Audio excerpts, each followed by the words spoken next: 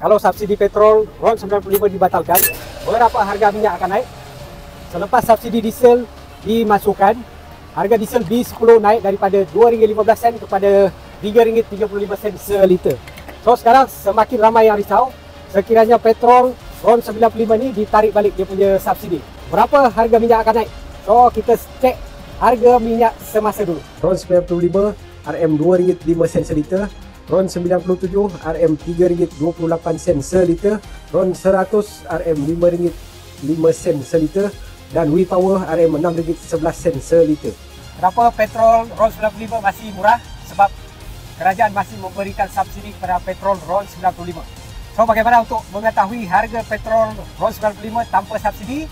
Kita boleh rujuk stesen minyak double yang berada di Padang Besar Perlis dengan harga 1 liter RM2.88 1 liter.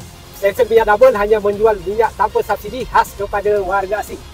So sekiranya kerajaan menarik balik subsidi petrol RON 95, harga akan naik dari RM2.05 kepada RM2.88 seliter.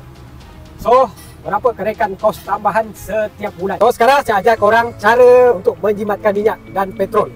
So dengan cara menggunakan injector cleaner secara berkala.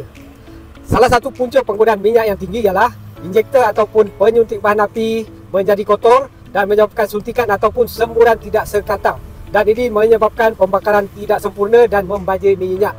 Antara kelebihan injektor cleaner ialah satu, membersihkan karbon pada injektor supaya semburan suntikan bahan api lebih tepat dan efisien. Dua, meningkatkan pengawapan bahan api supaya setiap titisan terbakar sepenuhnya. Tiga, mengurangkan gegaran enjin dan meningkatkan prestasi dan menjadikan pemanduan lancar. Untuk jangka panjang, membantu mengurangkan kos penyelenggaraan dan memanjangkan jangka hayat enjin. Satu botol injektor cleaner lebih jimat minyak, lebih jimat wang dan enjin lagi lancar.